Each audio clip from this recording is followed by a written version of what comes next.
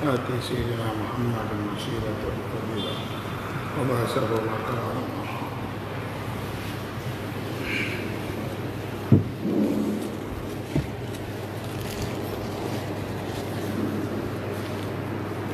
الحمد لله نحمده ونستعينه ونستغفره ونؤمن به ونتوكل عليه ونعوذ بالله من شرور أنفسنا ومن سيئات أعمالنا من يهده الله فلا مضل له ومن يضلل فلا هادي له أشهد أن لا إله إلا الله وحده لا شريك له وأشهد أن سيدنا وحبيبنا محمدا عبده ورسوله صلى الله على سيدنا محمد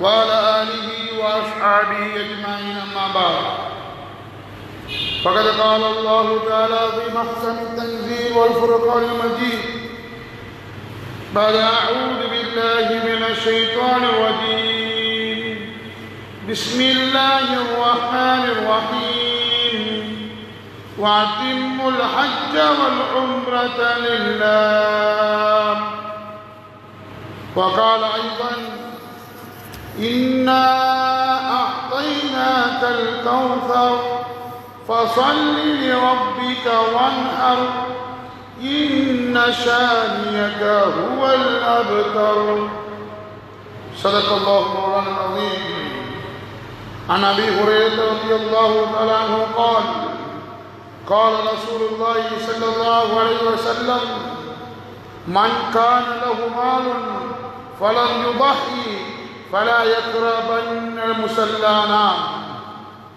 وقال أيضا صيام يوم عرفة يكفر السنة الماضية والباقية صدق رسول الله صلى الله عليه وسلم இவ்வையகத்தை படைத்து நிர்வாகம் செய்யக்கூடிய ஏக இறைவனுக்கு புகழ் அனைத்தும் உண்டாகுவதாக. அவன் தனித்தவன், அவனுக்கு நிகராக எதுவும் கிடையாது. அவன் உருவமற்றவன், அவன் யாரை பெறவும் இல்லை, யாராலும் பெறப்படவும் இல்லை. அவன் நித்திய ஜீவன் என்று அனைவர்களும் ஈமான் கொண்டவர்களாக அல்லாஹ்வின் ஏகத்துவத்தை மக்கள் மயப்படுத்துவதற்கு கடைசியாகவும் ரஹ்மத்தாகவும் முபஷிராகவும் அனுப்பப்பட்ட சத்திய தூதர் சர்தார் ஆலம் கண்மணியான முஹம்மது முஸ்தபா ஸல்லல்லாஹு அலைஹி வஸல்லம் அவர்கள் மீது அல்லாஹ்வுடைய ஸலாத்தும் ஸலாமும் உண்டாகுவதாக.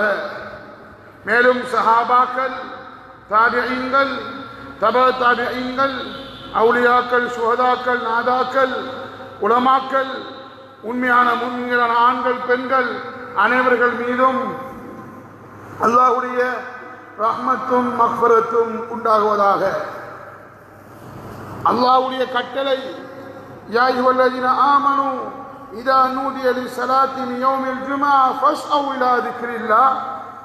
ஜும்ஆவுடைய அதானுடைய சத்தம் கேட்டுவிட்டால் பள்ளியின் பக்கம் விரைந்து செல்லுங்கள், ஜும்ஆவின் பக்கம், குத்பாவின் பக்கம் விரைந்து சொல்லுங்கள் என்று அல்லாஹு தஆலா சூரா ஜும்ஆவில் சொன்ன அந்த கட்டளையை ஏற்று அல்லாஹ்வின் இறை இல்லத்தில் கடைகளை எத்தனை பேர் மூடாமல் இருக்கும் சந்தர்ப்பத்தில் இது அல்லாஹ்வின் கட்டளை என்று மூடிவிட்டு இந்த அல்லாஹ்வின் இறை இல்லத்தில் அமர்ந்திருக்கும் அல்லாஹ்வின் இறை விசுவாசிகளே, சகோதரர்களே, நல்லவர்களே, பெரியவர்களே, வாழ்க்கையில் எல்லா கட்டத்திலும் எல்லா சூழ்நிலைகளிலும் எங்கிருந்த போதிலும் யாருடன் இருந்த போதிலும் இறையச்சம் தக்குவாவை வாழ்க்கையின் குறிக்கோளாக ஆக்கிக் கொள்ளும்படி முதல் கண் அடியனுக்கும் அப்பால் உங்களுக்கும் வன்மையுடன் வசியத் என்ற மரண சாசனம் கூறுகிறேன். அல்லாஹ்வின் இறை விசுவாசிகளே, நாம் இருக்கும் மாதம் மிகவும் ஒரு முக்கியமான ஒரு மாதம். அல்லாஹ் தஆலா 12 மாதங்கள் இருக்கிறது. அந்த 12 மாதங்களில் 4 மாதங்களை அல்லாஹ் கண்ணியப்படுத்தி வைத்திருக்கிறான். அதுதான் முதலாவது மாதம் துல்காதாவுடைய மாதம், 11வது மாதம். இரண்டாவது துல்ஹிஜ்ஜா, நாம் தற்போது இருக்கக்கூடிய மாதம். மூணாவது முஹர்ரம், முதலாம் மாதம் இஸ்லாத்தின் முஹர்ரம், மூணாவது மாதம். நான்காவது மாதம் ரஜபுடைய மாதம். அன்பின் சகோதரர்களே, அல்லாஹு தஆலா இந்த 4 மாதங்களையும் அல்லாஹ் கண்ணியப்படுத்தி வைத்திருக்கிறான்.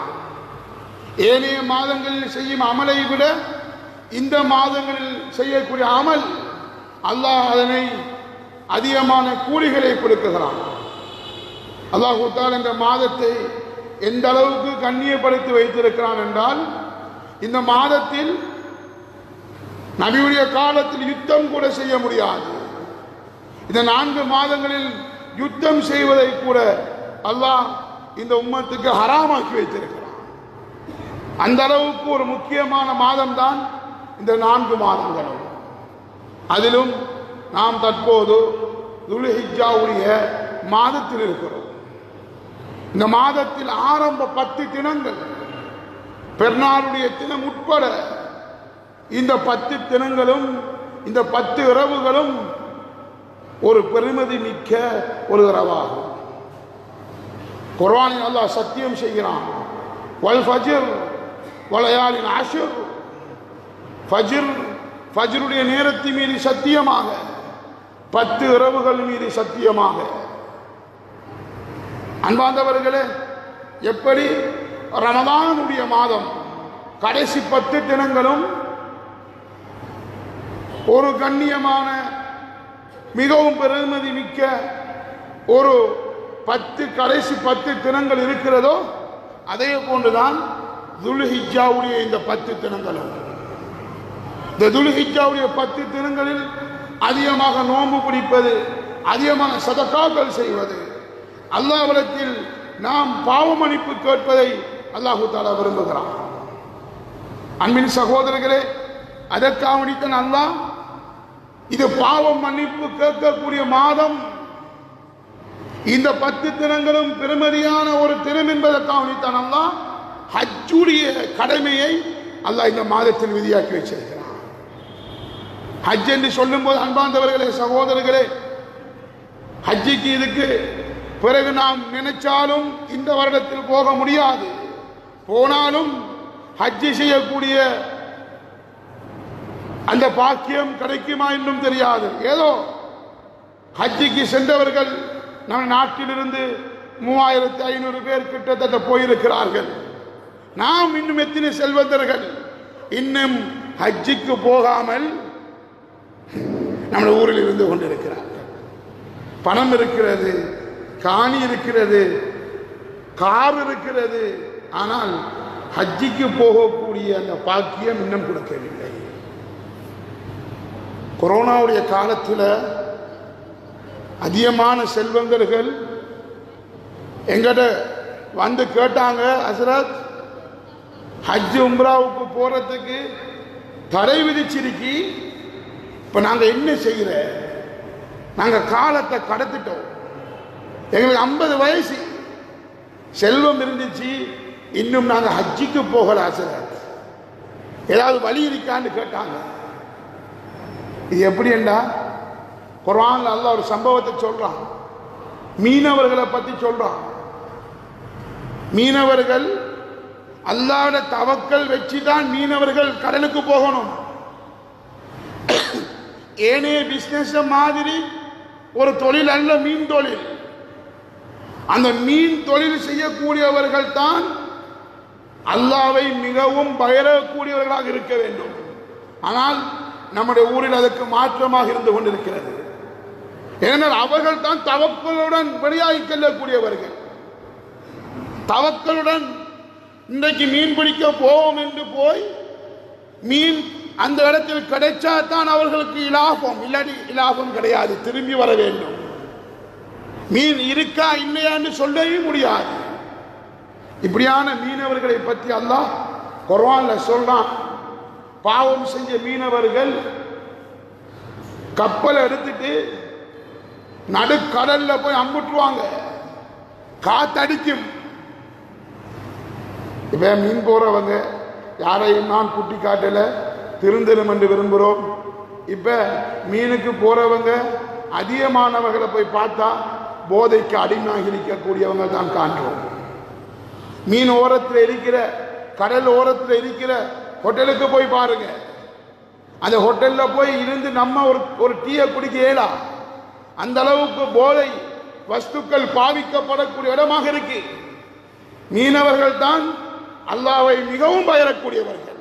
அல்லாஹ்வை நம்பி வியாபாரம் அல்லாஹ் தந்ததுதான் நமக்கு ரிஸ்க் என்று சொல்லக்கூடிய ஒரு தொழில் மீன் தொழில். அன்பார்ந்தவர்களே, இப்ப நடுக்கடல்ல காத்தடிச்சு மாட்டிக்கொள்வாங்க. இப்ப அல்லாஹ்ட்ட கையேந்து வாங்கலாம். யா அல்லாஹ், உங்களோட உடன்படிக்கை செய்கிறோம், நாங்க பாவம் செஞ்சிட்டோம், நாங்க உணர்றோம், நாங்க இப்போ ஒரு மிகப்பெரிய கஷ்டத்தில் மாட்டிருக்கிறோம், காத்தடிக்குது, கப்பல் கடலுக்குள்ள மூழ்க போகுது, எங்களுக்கு நீ உதவி செஞ்சிரு, நாங்க இனி திரும்பி நடப்போம், பாவம் செய்ய மாட்டோம் என்று உறுதிமொழி எடுப்பாங்களா? உறுதிமொழி எடுத்துட்டு அல்லாஹ் என் அடியான் கேட்கிறானே என்று சந்தர்ப்பத்தை கொடுக்கிற, சந்தர்ப்பத்தை கொடுத்துட்டு தப்பி கப்பல் வந்து கரைக்கு வந்து சேரும். சேர்ந்ததுக்கு பிறகு செய்த உடன்படிக்கைய அந்த மீனுக்கு போனவங்க மறந்துடுவாங்க.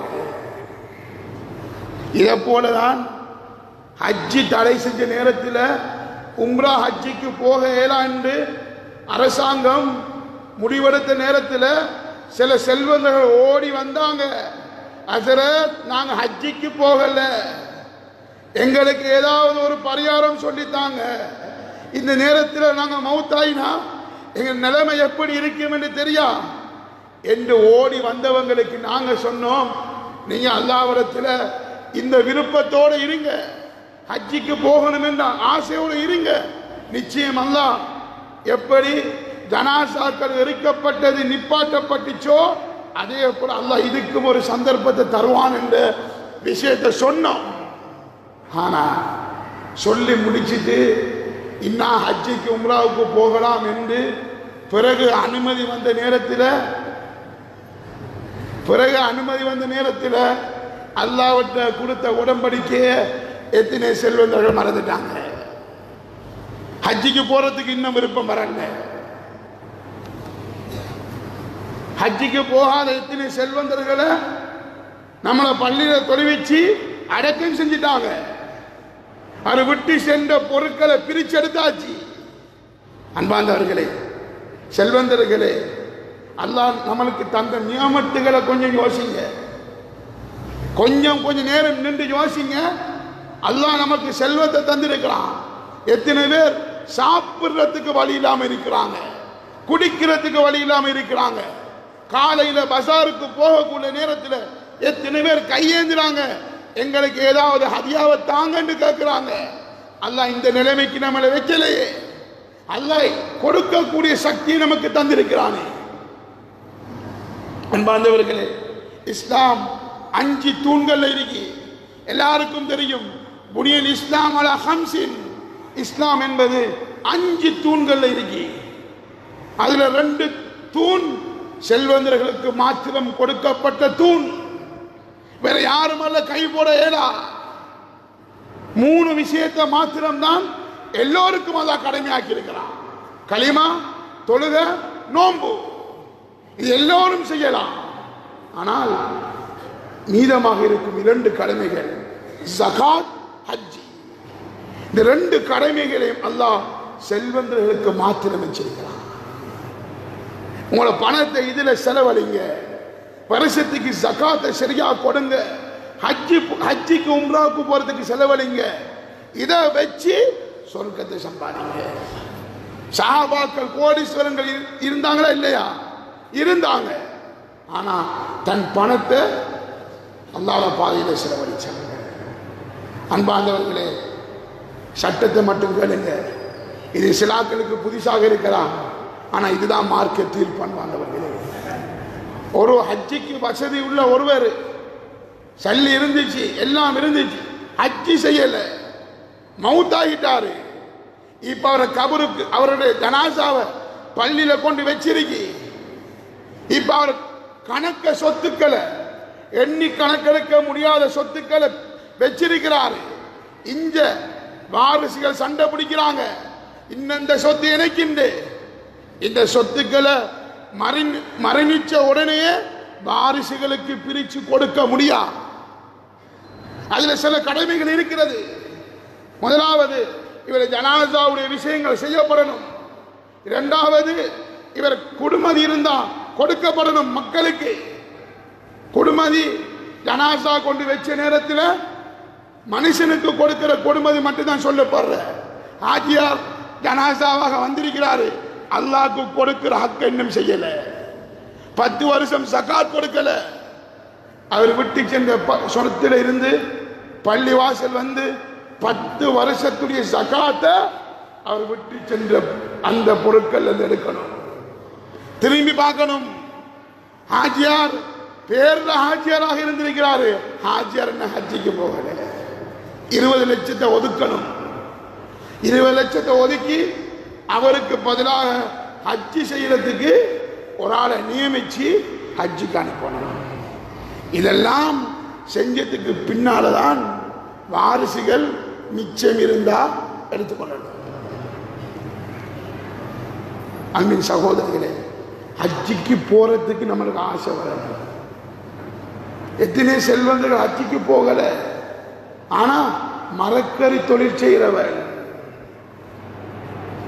பீங்காங்கோப்ப தொழில் செய்கிறவன், அவர் ஹஜ்ஜிக்கு போயிட்டு வந்துட்டார். ஒரு சம்பவத்தை சொல்ற. முஃப்தி தக்கி ரஹிமஹுல்லாஹ், ஏன் ஹஜ்ஜிக்கு போனா என்ன பாக்கியம் கிடைக்குங்கிறத வழங்கணும். காபாவை பார்க்கிற பாக்கியம் எவ்வளவு பெரிய பாக்கியம். சிலர்கள் எங்கிட்ட வந்து சொல்லியிருக்கிறாங்க, ஹஸ்ரத், நாங்கள் ஹஜ்ஜிக்கு போற நேரத்தில் எங்க உம்மாவை கூட்டிட்டு போனோம். எங்க உம்மா ஏற்கனவே ஹஜ்ஜி செஞ்சவதான், ஆனா நாங்க உம்மா கண்டு சல்லியை சேர்த்து, வாப்பா கண்டு சல்லியை சேர்த்து நாங்க ஹஜ்ஜிக்கு எங்க உம்மாவையும் கூட்டிட்டு போனோம், பாப்பாவையும் கூட்டிட்டு போனோம். ஏன் தெரியுமா? ஒரு ஹதீஸ அமல் செய்யறதுக்கு, ஒரே ஒரு ஹதீஸ அமல் செய்யறதுக்கு. என்ன ஹதீஸ்? அல்லாஹு தஆலா 3 விடயத்தை அதை பார்த்துக்கு இருந்தாலே நன்மை. குர்ஆனை பார்த்துக்கு இருக்கிறோம், பார்க்கும் காலமெல்லாம் நன்மை. உம்மாவையும் பாப்பாவையும் பார்த்து கொண்டிருக்கிறோம், சிரிச்ச முகத்துல பார்த்து கொண்டிருக்கிறோம், பார்க்கும் வரைக்கும் நன்மை. 3வது காபா, காபத்துல்லாஹ் பார்த்து கொண்டிருக்கிறோம். அந்த 3 காபத்துல்லாவையும், இந்த 3 விஷயத்தையும் பார்க்கும் காலமெல்லாம் எங்களுக்கு நன்மை. இந்த ஹதீஸ ஒரே நேரத்தில் அமல் செய்யணும். காபாவை முன்னுக்கு பார்க்கணும், சைட்ல குர்ஆனை பார்க்கணும், மற்ற எங்க உம்மாவை பார்க்கணும். இந்த 3 விஷயத்தை ஒரே நேரத்தில் நாங்க பார்க்கறதுக்கு எங்க உம்மாவை நாங்க ஹஜ்ஜிக்கு கூட்டிக்கிட்டு போயிருக்கிறோம். இல்லாமல் சில பணத்தில மூழ்கிறவங்க, அன்பாந்தவர்களே, செல்வந்தன் என்கிறவன் வேற, பணக்காரன் என்பவன் வேற. நம்ம செல்வந்தனாக இருக்கணும், பணக்காரனாக இருக்கக்கூடாது. பணம் எல்லாத்தையும் இருக்கு. முஸ்லீம்களை விட காபிர்கள்ட்ட இருக்கு. அன்பாந்தவர்களே, கொஞ்சம் கோயில் இருக்கிற பக்கம் போய் பாருங்க. இங்க காரதீவுக்கு போங்க, இங்கால பாண்டிருப்பு சைட்ல போங்க. ஒவ்வொரு நாளும் விழா நடக்குதாங்க. ஒவ்வொரு நாளும் வெளிநாட்டில இருந்து பணம் வந்துகிட்டே இருக்கு, கோடிக்கணக்கில் வந்துருக்கு. ஆனா ஒன்றுக்கும் பிரயோஜனம் இல்லை. இவங்க பணக்காரன்கள். பணம் இருக்கிறவன் நாம் பணக்காரன், பணம் இருக்கிறவன் நாம் செல்வந்தனாக ஆக முடியாது. செல்வந்தன் என்பவன் அல்லாஹ்வை பயந்தவன். செல்வந்தன் என்பவன் அல்லாஹ்வுடைய கட்டளைகளை நிறைவேற்றுபவன். இன்னும் காசு இருக்கு, ஹஜ்ஜிக்கு போகல, நியத்தை வச்சுட்டு போங்க. ஹஜ்ஜிக்கு போறதுக்கு வசதி இருக்கிறவங்க இந்த நேரத்தில் நியத்தை வைங்க. அடுத்த வருஷம் நான் ஹஜ்ஜிக்கு போற உறுதி.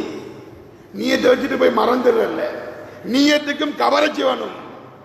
சும்மா ஒரு நியத்தை வச்சுட்டு போறல்ல, உறுதியான நியத்தை வைக்கணும். அன்பார்ந்தவர்களே, ஒரு விசித்திரமான ஒரு சம்பவத்தை முஃப்தி தக்கி ரஹிமஹுல்லா அவங்க கிதாப்ல பதிவு செய்றாங்க. அண்மை காலத்தில் நடந்த சம்பவம். நீங்க உம்ரா நோம்புடைய நேரத்தில் உம்ராவுக்கு போனவங்களுக்கு தெரிஞ்சிருக்கும். இஃப்தாருடைய நேரத்தில் சுஃப்ரா விரிப்பாங்க. பள்ளி வாசல்கள் சுஃப்ரா விரிக்கப்படும். அந்த சுஃப்ராவில் ஈச்சம்பழம், தண்ணீர், மில்க் பக்கெட், அப்படி ரொட்டி துண்டுகள் வைக்கப்படும். இப்ப பாகிஸ்தான்ல இருந்து போன ஒரு பெரியவர்கள் அந்த சுஃப்ராவில் இருந்துட்டு நோம்பு திறக்கிறதுக்கு துவா செஞ்சு கொண்டு இருக்கிறாங்க. அதானுடைய சத்தம் கேட்குது. நோம்பை திறக்கிறாங்க. இகாமத்து சொல்லப்படுகிறது. சுஃப்ராக்கள் அதுக்கடையில் சுத்தப்படும். சுஃப்ராக்களை சுத்துவாங்க. அந்த நேரத்தில் ஒரு சின்ன சிறுவன், நம்ம நினைக்கிற அது சஹாபாக்கள் ரசூலுல்லாஹ்வுக்கு நேராக இருந்தாங்க, அதனால அன்பு வச்சாங்க. இல்ல அன்பார்ந்தவர்களே, இந்த காலத்திலேயும் நபியோட அன்பு வைக்கிறவங்க இருக்கிறாங்க. இப்ப சுப்ரா சுத்தப்படுகிறது. சின்ன சிறுவன் அந்த ரொட்டி துண்டுகளை எடுத்து ஒரு பைக்குள்ள போடுறான். இத அந்த ஜமாத் பார்க்குது. இப்ப தொழுகை முடிஞ்சதுக்கு பின்னால அந்த பொடியனை அந்த ஜமாத் போய் சந்திக்குது. மகன், என்ன விஷயம் உங்களோட? பொடியன் சொல்றான், என் வாப்பா மூத்தாயிட்டாரு, நான் ஒரு அனாதை, எங்க உம்மா மட்டும் தான் நிற்கிறாங்க, உம்மா தொழிலுக்கு போறல, இந்த மஸ்ஜித் நபவியில கிடைக்கிற இந்த ரொட்டி துண்டுகளை வச்சுதான் எங்களை காலத்தை ஓட்டி கொண்டிருக்கிறோம். ஜமாத் சொன்னிச்சு, சரி மகன், பாகிஸ்தானுக்கு வாரீங்களா? அங்க எங்களை மதரசா இருக்கு, 3 நேரமும் உங்களுக்கு சாப்பாடு ஃப்ரீ. இந்தியா பாகிஸ்தான்ல அல்லாஹ் கொடுத்த நியமத்.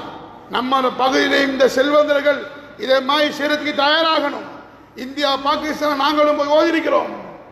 அந்த மதரசாக்கள் ஒன்றிலையும் சல்லி எடுக்க மாட்டாங்க. 100க்கு 100 ஃப்ரீ, தங்கும் வசதி ஃப்ரீ, சாப்பாடு ஃப்ரீ, மேல் படிப்பு முஃப்தி அப்படியே மேல் படிப்பு படிக்கிற நேரத்தில் எங்களுக்கு மாசம் 2500 ரூபாய் இந்தியா காசு தந்தாங்க, மாசத்துக்கு ஃப்ரீ. இப்படி மதரசாரிக்கு நீங்க ஓத வாரீங்களா?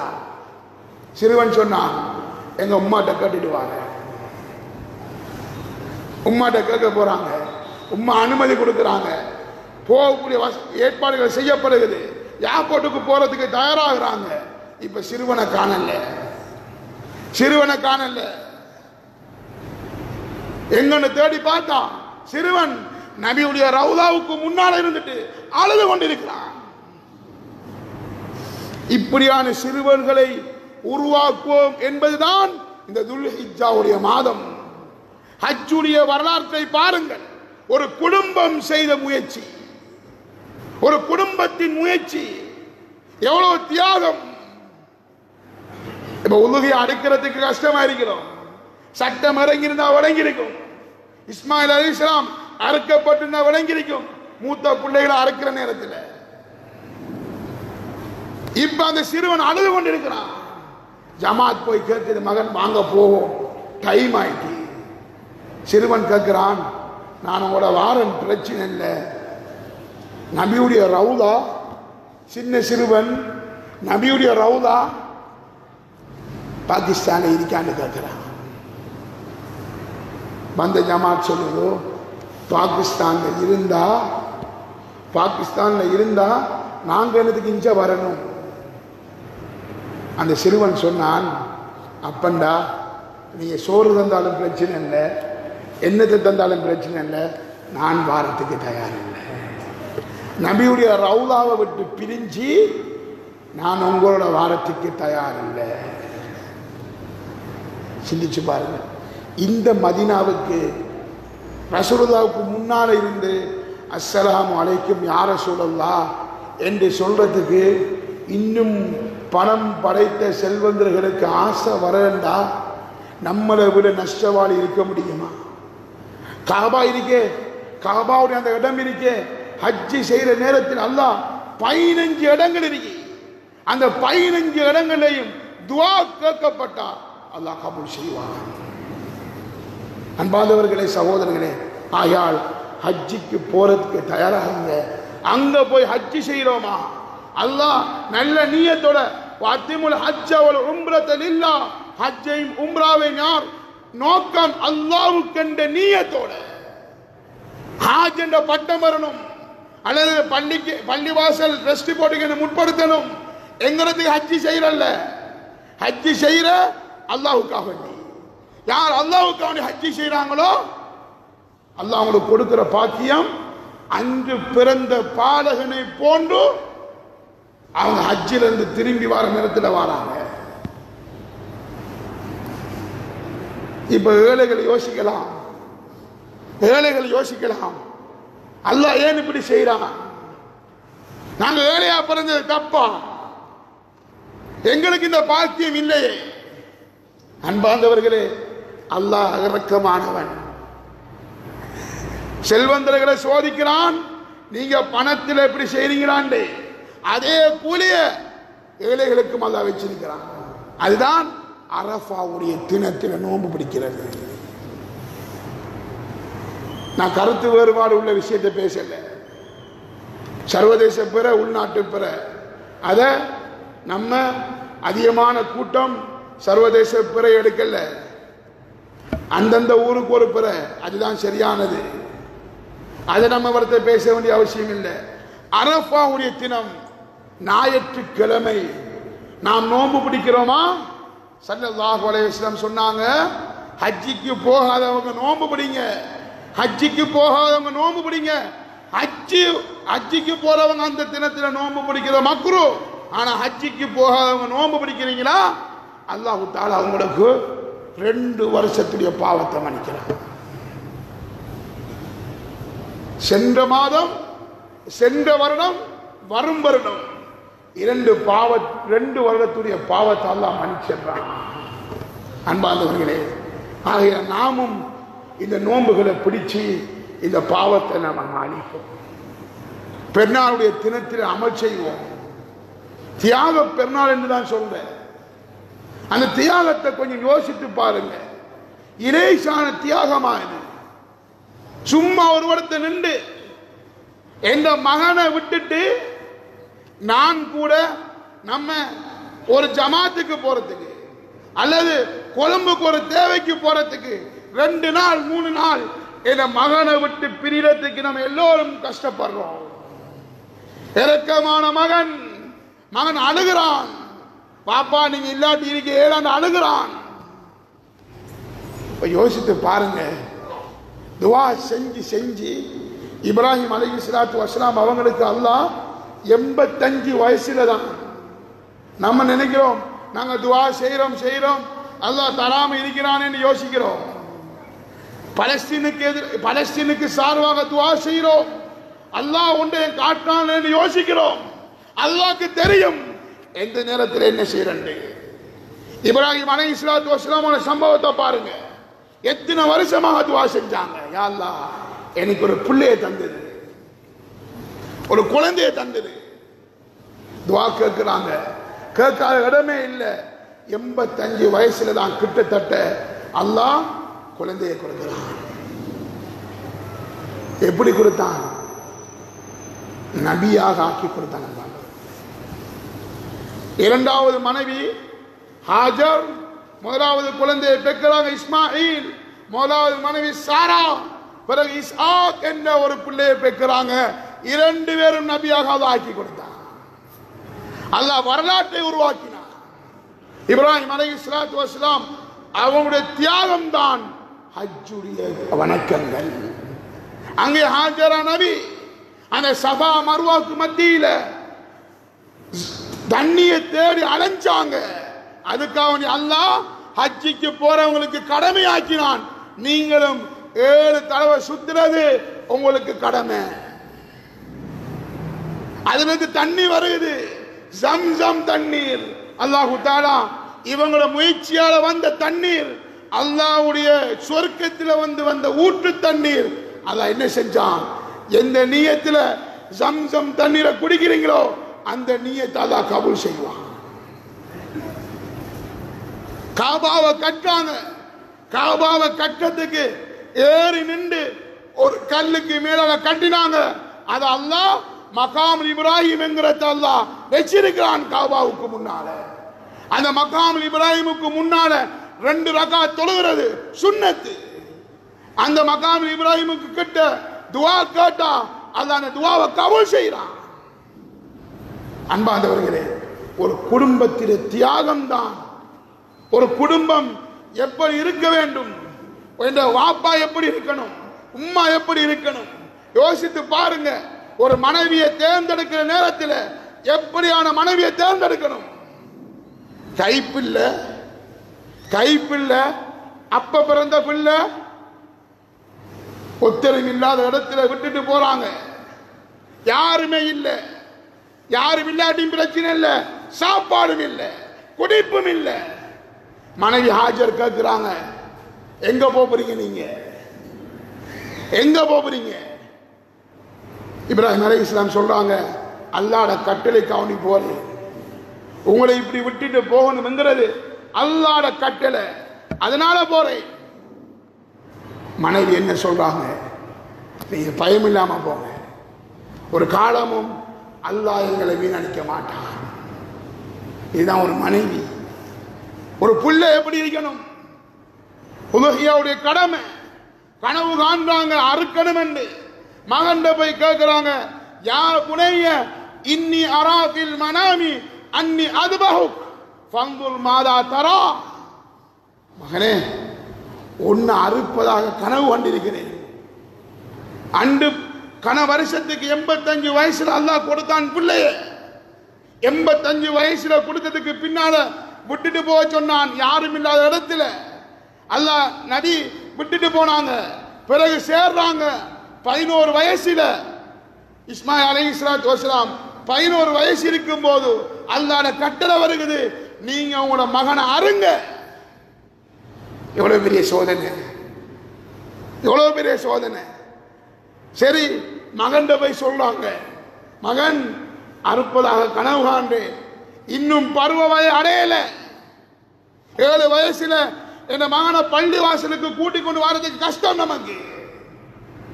அது இப்ப 7 வயசு, விடுங்க புறவு தொலைட்டு. மகன் 7 வயசுல நம்ம மகனை பள்ளி வாசலுக்கு வாப்பா கூட்டிட்டு வரதுக்கு கஷ்டப்படுறோம். 11 வயசுல பாலி அடையல, பருவ வயது அடையல, மகனை அறுக்க போறேனா? அன்பின் சகோதரிகளே, புள்ள வளர்த்தா இப்படித்தான் வளர்க்கணும். என்ன புள்ள எனக்கு கண் குளிச்ச உள்ள பிள்ளையாக இருக்கணும். அண்மை காலத்தில் சில ஹாஸ்பிட்டல் பிரச்சனை வந்துச்சு. சில ஆக்கள் சொன்னாங்க, ஹஸ்ரத் என்ன 5 மகன், எத்தனையோ பொம்பளை பிள்ளை, ஆனா கஷ்டப்பட்டு வளர்த்தேன், ஆனா நான் ஹாஸ்பிட்டல்ல இருக்கேன், என்ன பார்க்கறதுக்கு ஒத்தரும் இல்லை. ஒவ்வொரு மக்களும் ஒவ்வொரு திசையில் இருக்கிறாங்க. இப்படி வளர்க்கறதுக்கு நம்ம கஷ்டப்படணுமா? சாலையான பிள்ளைகளை வளர்ப்போம். கண் குளிர்ச்சிய காணலாம், கண் குளிர்ச்சிய நேராக காணலாம். உம்மா வாப்பாவுக்கு துவா செய்யற பிள்ளை, உம்மா வாப்பாவை கஷ்டத்தில் இருந்தா கஷ்டத்தில் இருந்து நீக்கி வைக்கிற பிள்ளைதான் நம்ம வளர்க்கிற பிள்ளையாக இருக்கணும். மகன் போறாரு, மகன் வாப்பாட்ட மகன் சொல்றாரு, ஏன் அபத்தி, என் அன்பு வாப்பா, உங்களுக்கு அல்லாஹ் எந்த கடமையை நிறைவேற்ற சொன்னானோ அதை நீங்க செஞ்சு கொள்ளுங்க. என்ன அறுக்க போறீங்களா? அறுத்துக் கொள்ளுங்க. அதிலிருந்து உருவாக்கப்பட்டதுதான் உதுஹியான். வந்தவர்களே, சில ஆக்களுக்கு துல்ஹிஜ்ஜாவுடைய மாதத்தில் உதுஹியா கொடுக்கிற சில செல்வந்தர்களுடைய நிலைமையை யோசிங்க. இங்க மகனை அறுக்க சொன்னான் அல்லாஹ், மகனை அறுக்க சொல்றான் அல்லாஹ். நம்மளுக்கு முடி வெட்டாம இருக்கிறது கஷ்டமா இருக்கு. 10 நாளைக்கு முடிய வெட்டாம இருக்க கஷ்டமா இருக்கு. பெருநாளுக்கு நான் அழகாக இருக்கணும், என்ன மீசையை கத்தரிச்சு அழகாக இருக்கணும், நகத்தை வெட்டாம நான் எப்படி இருக்கிற? யாரு உலகையா கொடுக்கறதுக்கு நியத்து இருக்குதோ அவங்க துல்ஹிஜ்ஜாவுடைய ஆரம்பத்திலிருந்து முடிய நகங்களை வெட்டலாம். இது சோதனைக்கு அல்லாஹ் தந்தது. நம்ம முடிய வெட்டத்தால அல்லாஹ்வுக்கு எந்த குறையும் போறல. நகத்தை வெட்டத்தால அதை வெட்டாம இருக்கிறதுனால எந்த பிரச்சனையும் அல்லாஹ்க்கு இல்ல. அல்லாஹ் டெஸ்ட் பண்றான். அங்க மகனை வெட்ட சொன்னான் அல்லாஹ், மகனை வெட்ட சொன்னான் அல்லாஹ். அவங்களுடைய தியாகம் அதை பொருந்தி கொண்டு அந்த நபி அந்த தியாகத்தை ஏற்றுக்கொண்டாங்க. ஆனா நம்மளுக்கு அல்லாஹ் ஆடையும் மாடையும் ஒட்டகத்தை தான் வெட்ட சொல்லியிருக்கிறான். அதை வெட்டவங்க முடி வெட்ட கூடா, வெட்டவங்க நகத்தை வெட்ட கூடா. ஆனா அந்த அந்த நகத்தை வெற்றத்தையும் அந்த முடிய வெற்றத்தையும் சிலாக்கள் பெரிசாக நினைக்கிறோம். சிலர் முடிய வெட்டாம இருந்தா பெண்ணாளுக்கு ஒரு ஜாதியா இருக்க சிலர் எங்கரிக்கமன் பாதவர்களே. ஒரு முடிய வெற்றத்துக்கே, இந்த முடிய வெட்டாம இருக்கிறதுக்கே என்ன ஈமான் இடம் தரலன்னு சொன்னா அந்த நபியில ஈமான் எப்படி இருந்திருக்கும்? அந்த நபியில ஈமான் எப்படி இருந்திருக்கும்? மகனை வெட்ட சொன்ன அதை வெட்டத்துக்கு தயாராக அந்த நபியுடைய ஈமான். இன்னும் எத்தனை செல்வந்தர்கள் அன்பின் உலமாக்கள் சொல்றாங்க, இஸ்மாயில் அலைஹிஸ்ஸலாத்து வஸ்ஸலாம் அந்த நேரத்தில் அறுக்கப்பட்டிருந்தான். அது இரக்கமானவன், அன்பானவன், அறுக்கப்பட்டிருந்தான். நம்ம குடும்பத்தில் மூத்த பிள்ளைகள் அறுப்பதை அல்லாஹ் கடமையாக்கியிருப்பான். அதை அல்லாஹ் விட்டுட்டு தான் நீங்க ஒட்டகத்தையும் ஆட்டையும் மாட்டையும் அருங்குன்னு சொல்றான் அல்லாஹ். உலகியாவுடைய சிறப்பை எத்தனை செல்வந்தர்கள் விளங்கல்ல. அல்லாஹ்வின் தூதர் என்ன சொன்னாங்க? பெருநாளுடைய தினத்தில் நீங்க செய்யற அமல்கள்ல ஆக விருப்பமான அமல் இஹ்ராகுத்தம், ரத்தம் ஓட்டுவது. அல்லாஹ் அதோட முடிக்கல. அல்லாஹ்வின் தூதர் அதை சொல்லிட்டு முடிக்கல. இஹ்ராகுத்தம் செய்றீங்களா, அந்த ரத்தம் விடுறதுக்கு முன்னாலே அல்லாஹ் உங்களுக்கு கூலி எழுகிறான், நன்மை எழுகிறான். அந்த மாட்டுடைய ஆட்டிலேயோ எத்தனை ரோமங்கள் இருக்குதோ அந்த அளவுக்கு உங்க நன்மை எழுதுறான். சஹாபாக்கள் வந்து கேட்காங்க, யார சொல்லலாம், செம்பரி ஆட்டுடைய நிலைமை என்ன? செம்பரி ஆட்டுக்கும் அதே சட்டம் தான். ரோமம் எவ்வளவுக்கு இருக்குதோ அந்த அளவுக்கு உங்களுக்கு நன்மை. ஆக அன்பு செல்வந்தர்களே, வசதி படைத்தவங்களே, உலகையாவை நியத்து வையுங்கள். ஏதோ ஹதீஸ்களை தெரியாம மறந்து போய் நாங்கள் துல்ஹிஜ்ஜாவுடைய மாதத்தில் இந்த முடிகளை நகங்களை வெட்டிட்டோம்னா அவங்களுக்கு பிரச்சனை இல்லை, நியத்து வைங்க. நாங்கள் இந்த வருஷம் 400 மாட்டையோ ஒரு பங்கோ அல்லது ஆட்டையோ கொடுக்கறதுக்கு நியத்து வைங்க. சுன்னத்துல் முஅக்கதா, வலியுறுத்தப்பட்ட சுன்னத். அது எப்படி?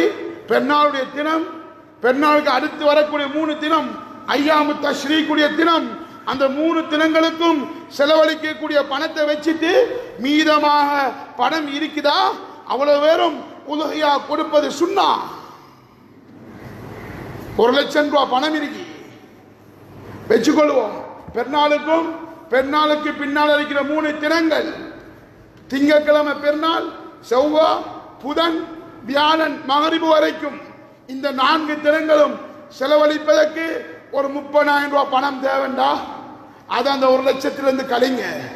கழிச்சா 70,000 இருக்கு நம்மகிட்ட மிச்சமா. 70,000 இருந்தா ஒரு மாட்டோ ஆட்டோ ஒரு 30,000 40,000 பங்கு இருக்கு. அதுல சேர்றது ஒரு ஆளுக்கும் சுன்னத்துல் முஅக்கதா. இப்ப இறைச்சிக்காரர்களும் அல்லாஹ்வை பயணம்.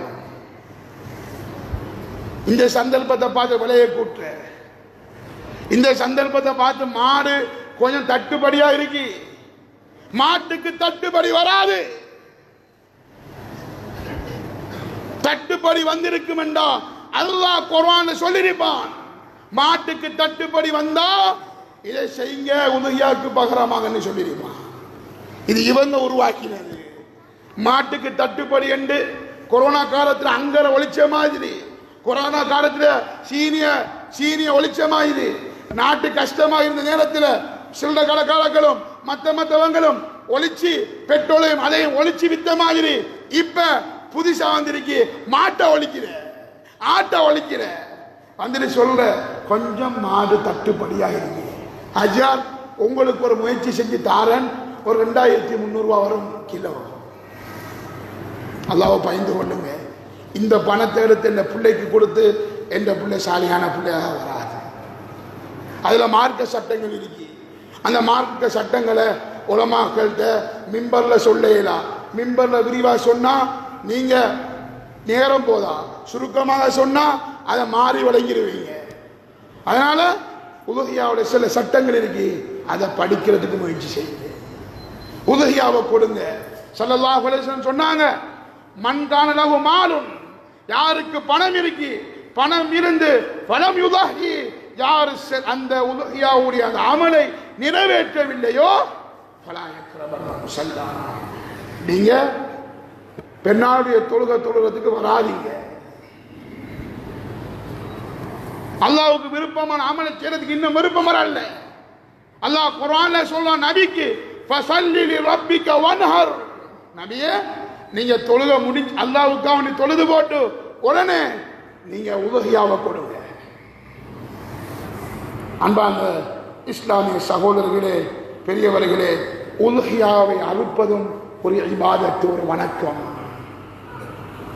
சில குடும்பங்கள் ஏன் இதெல்லாம் சொல்றதுண்டா, இதெல்லாம் ஆசை ஆர்வம் வரதுக்கு ஒரு 5 நிமிஷம் நேரம் தாங்க, நேரம் முடிஞ்சு ஒரு 5 நிமிஷம் நேரம் தாங்க.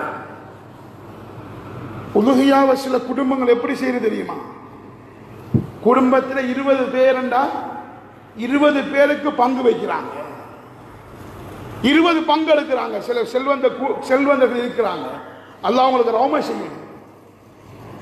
ஒரு மாட்டா இருந்தா போதும், ஆனா அவங்க பார்க்கிறாங்க என்ன மகன் இருக்கு, மகள் இருக்கு, என்ன பேர பிள்ளை இருக்கு, என்ன இப்படி இப்படி பிள்ளைகள் இருக்கு, என்ன குடும்பத்தில் 20 பேர் இருக்கிறாங்களா, 20 பங்கு எடுக்கிறாங்க. 21 பேர் இருக்கிறாங்க, 3 மாடு எடுத்து அறுக்கிற செல்வந்தர்களும் இருக்கிறாங்க. அதை போல அறவை அறுக்காத செல்வந்தர்களும் இருக்கிறாங்க. வசதிக்கு ஏற்ற மாதிரி அறுத்துக் கொள்ளுங்க. அல்லாஹ் அன்னைக்கு 2 மாடு கொடுக்கிற வசதி தந்திருக்கிறானா, நம்ம 2 மாட்டை கொடுப்போம் உதுஹியாவுக்கு. இதுல ஒன்றை வழங்கிக் கொள்ளுங்க. உதுஹியாவும் பிசினஸா போயிட்டு வார போற எல்லாருக்கும் கொடுக்கறதுனால சில ஏழைகள் அந்த உதுஹியா மாட்டை எடுத்து சின்ன விலைக்கு 500 ரூபா 400 ரூபா விலைக்கு ஹோட்டலுக்கு வித்துட்டு போற காட்சியும் பார்த்திருக்கிறோம். அதுல நம்ம ஏரியாக்கள்ல இதை குறை சொல்லணும்னு நினைக்கிறாங்க, நினைக்காதீங்க. அல்லாஹ்வுக்காக வேண்டி நம்ம ஏரியாக்கள் அது இன்னும் வரல. சில பகுதியில் பள்ளி வாசல்கள் முன்னுக்கு வராங்க, பெரிய பள்ளி வாசல்கள் முன்னுக்கு வராங்க, முன்னுக்கு வந்து அவங்க சொல்றாங்க 7 பங்கு எங்களுக்கு தாங்க, நீங்க 3ஆ பிரிக்கணும், ஒன்னு உங்களோட உறவினர்கள், இன்னொன்று நீங்க சாப்பிட்றதுக்கு 3வது 7 பங்கு. அந்த 7 பங்கு பள்ளிவாசலுக்கு தாங்க. பள்ளிவாசல் பிளான் பண்ணுது எந்த ஊருக்குள்ள யார் யார் ஏழை இருக்கிறாங்க, சாப்பிடாம யார் இருக்கிறாங்க, அவங்களுக்கு கொண்டு போய் டோக்கனை கொடுக்குறாங்க. அவங்க உதுஹியா அறுக்கிற நேரத்தில் பள்ளிவாசலுக்கு வந்து எடுத்துட்டு போறாங்க. இன்னும் ஏழுமண்டா அன்பாந்தவர்களே, சில ஏழைகளை நாங்களும் பார்த்திருக்கிறோம், கையை நீட்ட மாட்டாங்க. சில ஏழைகள் இருக்கிறாங்க, எந்த நேரமும் அதியா அதியா பிச்சை தாங்க பிச்சை தாங்கன்னு கேட்கிற ஏழைகள், அவங்கள ஏழைகள் தான். அவங்க எங்கேயோ போய் சமாளிச்சு கொள்ளுவாங்க, கையேந்தி சமாளிச்சு கொள்ளுவாங்க. சில ஏழைகள் இருக்கிறாங்க, அவங்க வீட்டை விட்டு வெளியே வர மாட்டாங்க. அல்லாஹ் தந்த அந்த ரிஸ்கோட போதுமாக்கி கொள்ளுவாங்க. அந்த ஏழைகளை பார்த்து அந்த உதுஹியாவுடைய இறைச்சை கொண்டு கொடுங்க. அந்த ஏழைகள் கண்ணால தண்ணீர் வரும், அந்த தண்ணீரே போதும் உங்களோட உதுஹியா ஏற்றுக்கொண்டதுக்குரிய அடையாளம். தேடி போய் கொடுங்க. நம்ம ஊர்ல எந்தெந்த ஏழை எங்க எங்க இருக்காங்கன்னு சொல்லி பார்த்து போய் கொடுங்க. பெண்ணாவுடைய தினத்தில் சுத்தினது அல்ல, பெண்ணாவுடைய தினத்தில் இந்த உதுஹியாவுடைய இந்த அமலை நம்ம சரிபட செய்யணும் என்று ஒரு ஆளும் யோசிங்க. இன்னொன்று, நம்ம இருக்கிற சிறுபான்மை இனம் சிலாக்களை செய்யற சில வேலைகளால முழு முஸ்லீம்களுக்கும் கேடு. ஒரு பயங்கரவாதி அந்த சஹ்ரான் செய்த அந்த மோசடியினால கிட்டத்தில் ஒரு புத்தகம் எழுதப்பட்டு வெளியாக இருக்கிறாங்க, முஸ்லீம்கள் தீவிரவாதிகள் என்று. அதுல கவலைக்குரிய விஷயத்தை சொல்லியா, அந்த புத்தகத்தை ஒரு பிற மதத்தவன் தான் அவர பேரை போட்டு எழுதி கொடுத்திருக்கிறான். பிற மதத்தவன் தான் அந்த பேரை போட்டு ரிலீஸ் பண்ணிருக்கிறான். ஆனா அந்த புத்தகத்துக்குள்ள எழுதின விஷயம் நம்ம முஸ்லீம்கள் எழுதி கொடுத்த விஷயம். முஸ்லீம்களே தீவிரவாதி என்று முஸ்லீம்களால் எழுதி கொடுத்த விஷயம். இப்படி சிலாக்கள் சீரத்தினால முழு முஸ்லீம்களுக்கே சிறுகள். அதனால உலகி அடுக்கிறவங்க இந்த வீடியோக்கள் எடுத்து ஃபேஸ்புக்கில், வாட்ஸ்அப்பில், டிக்டாக்ல போடாதீங்க. சிலாக்கள் மாட கடவுளாக பின்பற்றவங்க இருக்கிறாங்க. இஸ்லாம் என்கிறது தீவிரவாதத்தை போதிக்கல. இஸ்லாம் என்கிறது அவங்க பிற மதத்தவங்களாக இருந்தாலும் அவங்கள உணர்வையும் மதிச்சு தான் இஸ்லாம் வாழ்ந்திருக்கு, நபி வாழ்ந்திருக்கிறாங்க. நம்ம வீடியோக்கள்ல ஃபேஸ்புக்கில் அறுக்கிறதையும் பங்கு வைக்கிறதையும் இந்த வாட்ஸ்அப்பில் டிக்டாக்ல போறதுனால நம்ம போட்டுட்டு விட்டு இருப்போம். முஸ்லிம் சமுதாயத்துக்கே பிரச்சனை வரும்.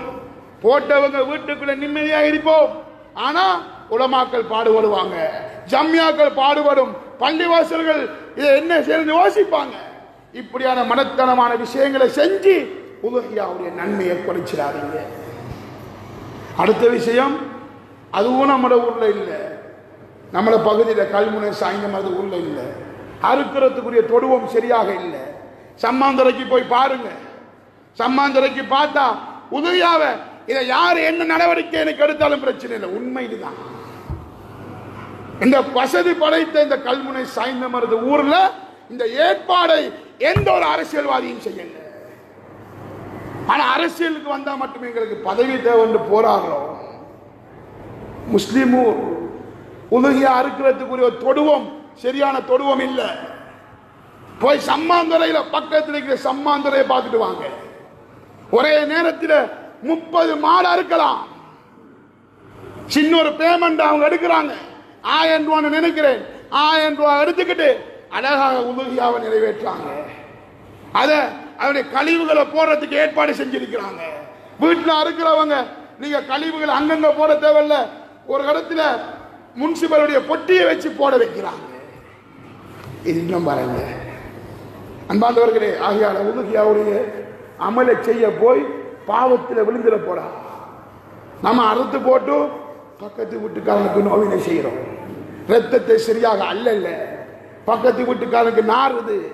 அதை எடுத்து அதனுடைய கழிவுகளை எடுத்து இன்னொரு வளவுக்குள்ள எரிஞ்சிட்டு போறோம், இன்னொரு இடத்துல எரிஞ்சிட்டு போறோம்.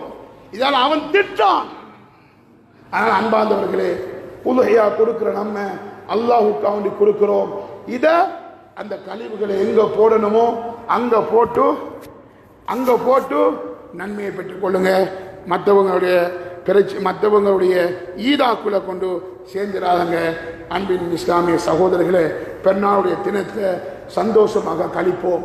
சில வாலிபர்கள் பாவத்திலையும் வேறு வேறு விஷயங்களிலும் கழிக்கிறதுனால முஸ்லிம் சமுதாயத்துக்கு பிரச்சனை.